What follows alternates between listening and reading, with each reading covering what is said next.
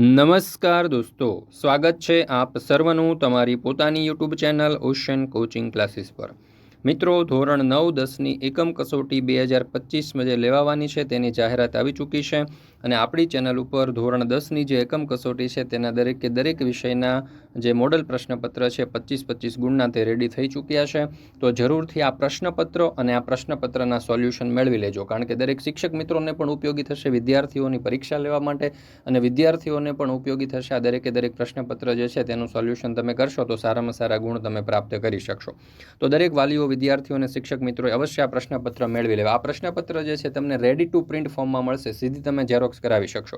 દરેક પ્રશ્નપત્રના સોલ્યુશન પણ ઉપલબ્ધ છે।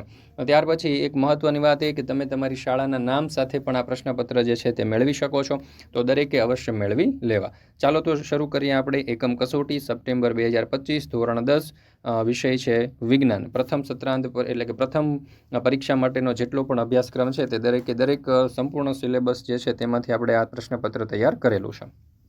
વિભાગ એ, એમાં છે વિકલ્પો। પહેલો સવાલ, એક દ્રાવણ ઈંડાના પીસેલા કવચ સાથે પ્રક્રિયા કરી વાયુ ઉત્પન્ન કરે છે, જે ચૂનાના પાણીને દૂધિયું બનાવે છે, તો દ્રાવણ ખાલી જગ્યા ધરાવે છે। તો જવાબ આવશે વિકલ્પ બી, HCl। બીજું, કઈ અધાતુ પ્રવાહી સ્વરૂપમાં જોવા મળે છે, તો જવાબ આવશે બ્રોમિન। ખાલી જગ્યા પૂરો, છાશ ખાલી જગ્યા સ્વભાવ ધરાવે છે, તો જવાબ આવશે એસિડિક। ત્યાર પછી આગળ, નીચેના પ્રશ્નોના એક શબ્દ કે એક વાક્યમાં ઉત્તર લખો। 10 સેન્ટીમીટર, 20 સેન્ટીમીટર અને 30 સેન્ટીમીટર કેન્દ્ર લંબાઈ ધરાવતા 3 બહિર્ગોળ લેન્સો પૈકી કયા લેન્સનો પાવર સૌથી વધારે છે, તો જવાબ આવશે વિકલ્પ 1 એટલે કે 10 સેન્ટીમીટર। ત્યાર પછી ખરા ખોટા, આયોડિનની ઉણપથી ગોઈટર રોગ થાય છે, તો સાચું। ત્યાર પછી છે યોગ્ય જોડકા જોડો। એમાં ઓઝોન સ્તરની અગત્ય, તો એમાં જવાબ આવશે યુવી કિરણોનું શોષણ અને ઓઝોન સ્તરનું વિઘટન, તો જવાબ આવશે વિકલ્પ બી, CFC વાયુ। મિત્રો, તમારા માટે આપણે આગળ વધીએ એના પહેલાં ખાસ એક મહત્ત્વની સૂચના કે ધોરણ 9થી 12ની જે એકમ કસોટી આવી છે તે એકમ કસોટીઓના મોડલ પ્રશ્નપત્ર અને એ પ્રશ્નપત્રના સોલ્યુશન ઓશન કોચિંગ ક્લાસીસ ઉપર ઉપલબ્ધ છે દરેક વિષયના। એક વિષયની કિંમત માત્ર 50 રૂપિયા છે। આ જે પ્રશ્નપત્ર છે તે એકમ કસોટીઓ માટે પરફેક્ટ છે। તમને રેડી ટુ પ્રિન્ટ ફોર્મમાં મળી જશે, તમારી શાળાના નામ સાથે મળી જશે અને દરેક પ્રશ્નપત્રના સોલ્યુશન પણ તમને મળી જવાના છે। અહીંયાથી તમે એકમ કસોટીના મોડલ પેપર અને ગયા વર્ષની જે ઓરિજિનલ એકમ કસોટી છે તેના સોલ્યુશનની PDF પણ મેળવી શકો છો, જે તમારી પ્રથમ પરીક્ષા માટે પણ તમને ખૂબ જ ઉપયોગી થવાની છે। એપ્લિકેશનનું નામ છે ઓશન કોચિંગ ક્લાસીસ, અથવા તો વોટ્સઅપ પર PDF મેળવવા માટે આજે જ સંપર્ક કરો 7046222254 નંબર ઉપર। ત્યાર પછી છે વિભાગ બી। અહીંયા આપણને કહ્યું છે કે ટીપાવપણું અને તણાવપણુંનો અર્થ સમજાવો। તો ટીપાવપણું, ધાતુને ટીપીને તેના પાતળા પતરા બનાવવાની ક્રિયાને ટીપાવપણું કહે છે। તણાવપણું, ધાતુઓની પાતળા તારમાં ફેરવાઈ જવાની ક્ષમતાને તણાવપણું કહે છે। 9મું, આપણા શરીરમાં હિમોગ્લોબિનની ઉણપને પરિણામે શું થઈ શકે છે, તો ઉત્તર, આપણા શરીરમાં હિમોગ્લોબિનની ઉણપને પરિણામે થતી રોગકારક અવસ્થાને પાંડુ રોગ કહે છે। તેના પરિણામે આપણા શરીરના કોષોને કોષીય શ્વસન માટે પૂરતો ઓક્સિજન મળતો નથી, પરિણામે ઓછી શક્તિ પ્રાપ્ત થાય છે। આ સ્થિતિમાં અશક્તિ, થાક, કંટાળો વગેરે જોવા મળે છે। ત્યાર પછી છે વિભાગ સી। નીચેના પ્રશ્નોના મહત્તમ 60થી 80 શબ્દોની મર્યાદામાં ઉત્તર લખો। 10મું, અંતર્ગોળ અરીસાના ઉપયોગ લખો। તો ટોર્ચ, સર્ચ લાઇટ, વાહનોની હેડલાઇટ વગેરેમાં પરાવર્તક। બીજું, દાઢી અને મેકઅપ કરતી વખતે અરીસામાંના ચહેરાનું મોટું પ્રતિબિંબ જોવા માટે। ત્રીજું, દાંતના ડોક્ટરો દર્દીઓના દાંતનું મોટું પ્રતિબિંબ જોવા માટે। ત્યાર પછી સૂર્યકુકર અને સૌર ભઠ્ઠીમાં મોટા અંતર્ગોળ અરીસા વાપરી સૂર્યપ્રકાશને કેન્દ્રિત કરી ગરમી મેળવવા।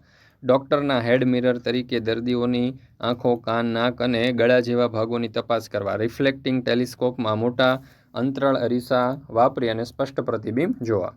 ત્યાર પછી 11મો સવાલ, વનસ્પતિઓમાં સંકલન પ્રાણીઓના સંકલનથી કેવી રીતે અલગ પડે છે? તો જો વનસ્પતિઓમાં સંકલન પ્રાણીઓના સંકલનથી નીચેની રીતે અલગ પડે છે। પ્રાણીઓની માફક વનસ્પતિઓમાં વિવિધ ક્રિયાઓના નિયમન અને સંકલન માટે ચેતાતંત્ર આવેલું નથી। પ્રાણીઓની માફક વનસ્પતિઓમાં કોઈ વિશિષ્ટ પ્રોટીન નથી। આમ છતાં વનસ્પતિ કોષો તેના પાણીના પ્રમાણમાં ફેરફાર કરી પોતાનો આકાર બદલી શકે છે। જ્યારે કોષોમાં પાણીનું પ્રમાણ વધે ત્યારે કોષો ફૂલે છે અને પાણીનું પ્રમાણ ઘટે ત્યારે કોષો સંકોચાય છે। પ્રાણીઓના માફક વનસ્પતિઓમાં સંદેશા વહન માટે કોઈ પેશી નથી। આમ છતાં વનસ્પતિ કોષો વીજ, આવેગ અને રસાયણોનો ઉપયોગ કરી સંદેશાનો એક કોષથી બીજા કોષ સુધી પ્રસાર કરે છે। વિભાગ ડી, ટિન્ડલ અસર ઉદાહરણ આપી સમજાવો. તો પૃથ્વીનું વાતાવરણ સૂક્ષ્મ કણોનું વિષમાંગ મિશ્રણ છે, જેમાં ધુમાડાના કણો, પાણીના સૂક્ષ્મ બુંદો, ધૂળના નિલંબિત કણો અને હવાના અણુઓનો સમાવેશ થાય છે.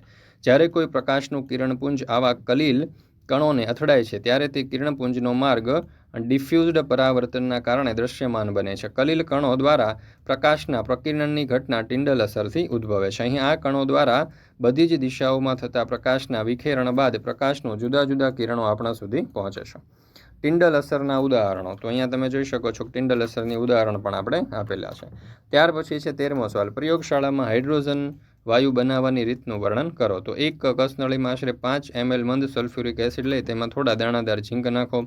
સપાટી ઉપર શું દેખાય છે? તો ઉત્પન્ન થતા વાયુને સાબુના દ્રાવણમાં પસાર કરો. સાબુના દ્રાવણમાં પરપોટા શા માટે ઉદ્ભવે? તો વાયુથી ભરેલા પરપોટા નજીક સળગતી મીણબત્તી લઈ જાઓ. તમે શું અવલોકન કર્યું? તો બીજા અન્ય એસિડ જેવા કે HCl, HNO3 અને CHCO3 આ પ્રવૃત્તિનું પુનરાવર્તન કરો. પ્રત્યેક સ્થિતિમાં તમારા અવલોકન સમાન છે કે જુદા તે તપાસો. ઉપરની પ્રક્રિયાઓમાં ધાતુમાં એસિડનું વિસ્થાપન કરે છે. ટૂંકમાં ધાતુ એસિડ સાથે પ્રક્રિયા કરી H2 વાયુ મુક્ત કરે છે અને ક્ષાર તત્વ બનાવે છે. ધાતુ plus acid is equal to ક્ષાર પ્લસ હાઇડ્રોજન વાયુ.